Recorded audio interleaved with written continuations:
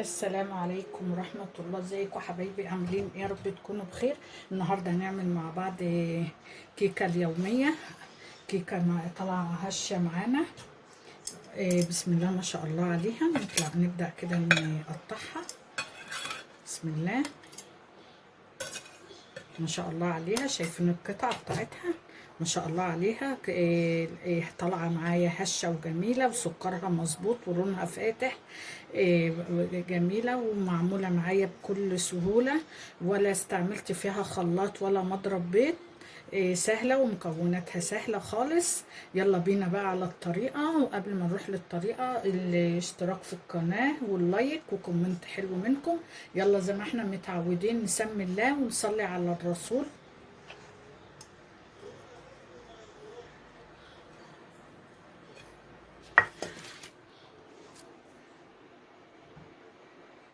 بسم الله والصلاة والسلام على رسول الله. احنا النهارده هنعمل كيكة. طبعا معايا هنا كوبايتين من الدقيق. تمام.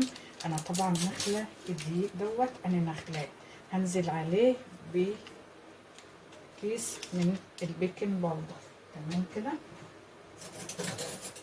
قلب الدقيق كده، وانا حاطه عليه برضو ذرة ملح ما تذكرش على الدقيق.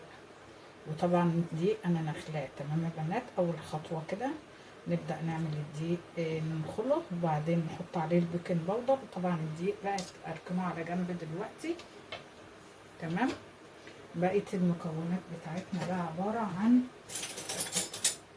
3 بيضات فانيليا، كوبايه الا ربع زيت، كوبايه سكر. ممكن لو بتحب الحاجه مسكره قوي كوبايه وربع من السكر. وهنا معصير برتقال. اول حاجه نسمي الله. بسم الله الرحمن الرحيم. اللهم صل وسلم وبارك عليك يا حبيبي يا رسول الله. وبعدين ننزل بقى بحبه فانيليا، معلقه فانيليا كده صغيره على البيض عشان الزفره. نبدا بقى نضرب البيض بتاعنا كويس قوي بالمضرب بالشكل ده. بسم الله اللهم بارك. تمام. نضرب البيض بتاعنا خالص لما يبقى لونه كريمي كده معانا. تمام يا بنات. مكونات سهله وبسيطه، تاخدش معاكي اي وقت. وزي ما انا قلت، ولا هتستعمل مضرب كهرباء ولا الخلاط. بالمضرب العادي خالص كده اهوت وهتعمليها في ثواني. تمام. احنا هنا خلينا البيض بتاعنا كريمي خالص اهو. ننزل بالسكر حبه حبه كده. بسم الله. وطبعا من نجاح الكيكه وهي تبقى لونها فاتح معاكي، السكر بتاعك يبقى ابيض. تمام. ونوع الزيت يبقى نوع نظيف ويبقى فاتح معاكي.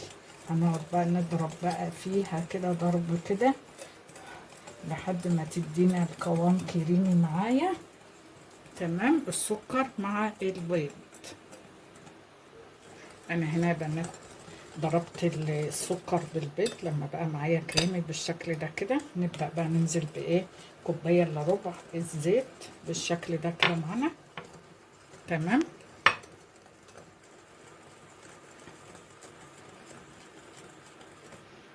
بالشكل ده كده معانا اهوت. نضرب فيها.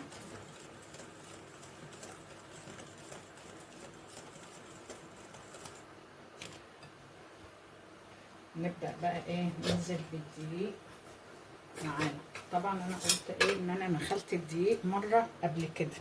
ابدا انزل بالدقيق كده. نبدا بقى ننزل بالدقيق يا بنات واحده واحده كده. بسم الله الرحمن الرحيم. عشان انقله مره تانية. ده بقى دقيق متعدد الاغراض. بسم الله الرحمن الرحيم. ما حطيتش البرتقال لان العصير برتقال طبعا ما الكيكه تاخد معاكي. تمام.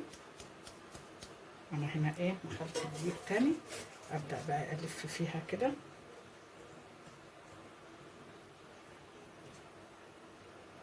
نبدا بقى ننزل بالعصير البرتقال واحده واحده كده لحد ما نشوف الكمية بتاعتنا تحتاج لإيه.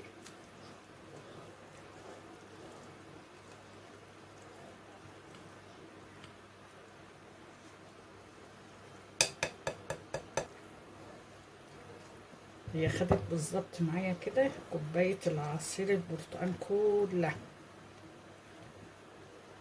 نقلب فيها بقى لما نخليها ايه كريمي كده، ولا القوام بتاعها يبقى تقيل ولا خفيف قوي. تمام يا بنات بالشكل ده كده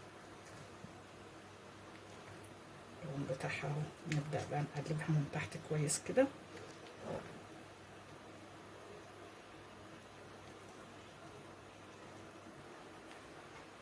انا معايا هنا بقى الصينية تحتي محضراها، طبعا معفراها بحتة زبدة وشوية دقيق.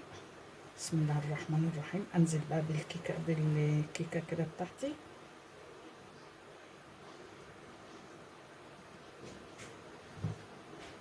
تمام يا بنات.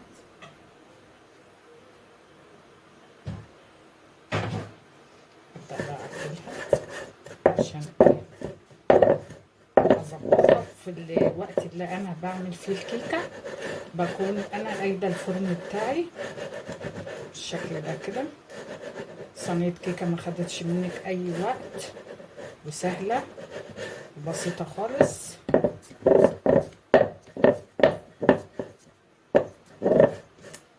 دخلها الفرن.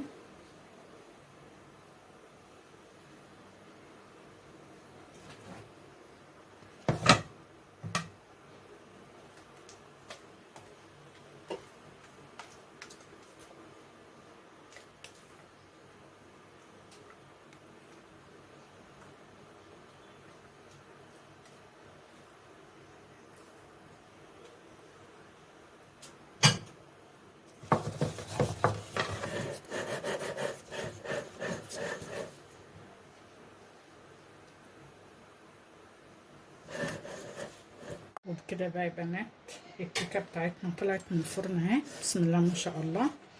ابدأ بقى إيه نفضيها في طبق التقديم. اقلبها في طبق التقديم. بسم الله ما شاء الله. الكيكة بتاعتنا اهي خلصت معانا ما شاء الله عليها.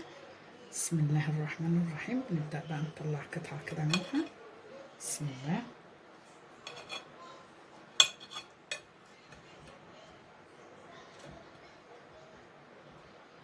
نقطع حتة تانية.